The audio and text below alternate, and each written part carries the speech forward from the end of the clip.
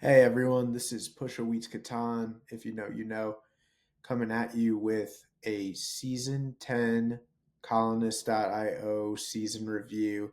This is the first that I've ever done with this as I'm starting with this vlogging slash coaching. And I wanted to share with y'all what happened in season 10, the last 3 months of play on Colonist, what went well, what did not go well, and what I'm thinking about for my season 11 strategy. So, looking here, this is off of the Colonist ranked history. I pulled my stats since the beginning of time. This is really the first time that I've seen a visual of this. And season 10 for the base game, pretty disastrous. I also started playing 1v1 in season 9, and now season 10 was my first full season with that. So, I'm going to look at that as well. Um, and then at the end, looking at the last 2 weeks of play, just some trends there and what I think I'm looking for moving forward. But just talking about season 10, what happened here across the board, some of the worst stats that I've ever posted. Uh, what I think was going on was number one, first time that I was doing the recording and trying to balance strategy versus the mechanics of actually putting these videos together.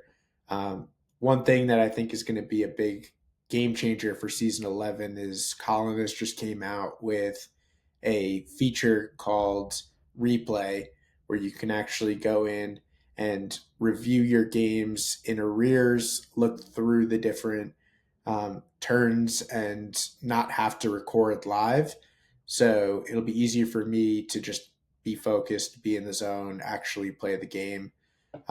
Season 9 here was one of my best. That was when I was making this decision that I wanted to start vlogging and doing this. And so I really put a lot more focus and got close to those win percentage at the beginning when I was taking things a little more seriously. But my goal is always to be top 1,000 in the US. I think that's a function of the number of games that you play, but also obviously your win percentage as you do that. So I'm going to try to play a little bit more. The other thing that I think was going on here with season 10 was that I was really focused on 1v1. It was a pretty new game for me, but I also had that name the kid challenge that I'm recording. You all will see the results of that challenge as we go. But I was really trying to get to a place where I was getting better at that and focused on that 1v1 format.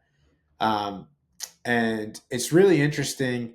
The stats flipped throughout the season. So my 1v1 percentage at the beginning, when August or July when the season started, I was down in the mid 30s, like 36%. Really just off to a poor start, could not win consistently. And so getting up to this 53% was actually a huge comeback for me. And we can see that in these last 2 weeks of stats here.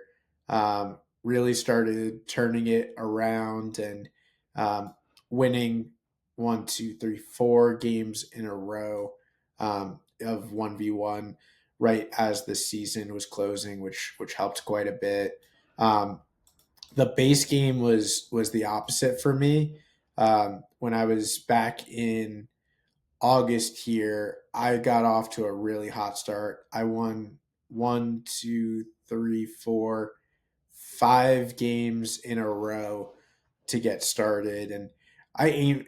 I think a 25% win rate is average for your base game because you have those four players. So it really is huge to win that many games in a row. And then looking here at the last couple weeks, I had a bunch of games where I came in second place, um, coming right down to the wire, and just maybe dice rolls or situations not going my way. So that stuff is always going to happen. There's always variation in the game, but um, I think looking forward, Season 11 is going to be about taking the base game more seriously. I think that that is where some of the more interesting content comes from. Um, and in addition to that, what I really want to do is focus on trading for season 11.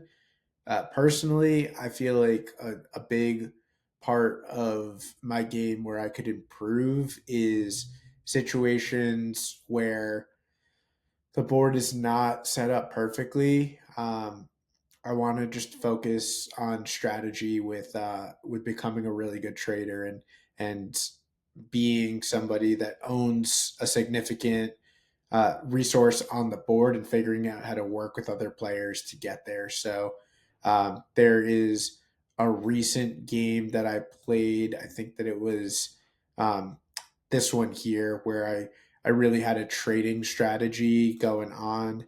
And um, yeah, let's just see what this placement actually looked like. So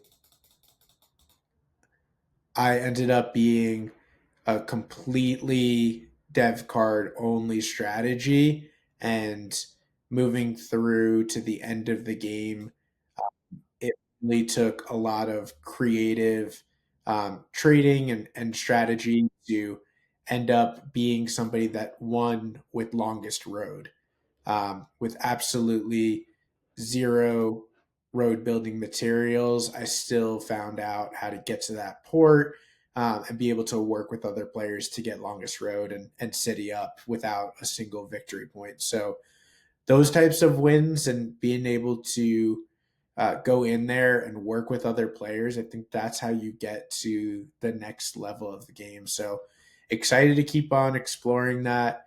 Excited to have a little bit more focus and a little bit more comfortability putting together these videos. And um, ultimately, I think that season 11 is one where I really want to throw down the gauntlet and say that I'm going to hit that top 1,000, if not better, again this season. So I'm going to focus up, stay sharp, and I'm really loving the 1v1 format. It's new for me, and I have not played it in the past, but I feel like it's elevating my game in having to do a lot of strategy and really focus on building efficient roads, using ports. And obviously, there's no trading strategy there at all. So I think that's the balance with the with the 4 player game that I'm going to be focusing on my trading strategy. So looking forward to showing you all how season 11 goes. Looking forward to posting a lot more content. And if you all have any questions about what I mean with the trading strategy or want to talk through that, leave some comments here and I'll talk to you soon.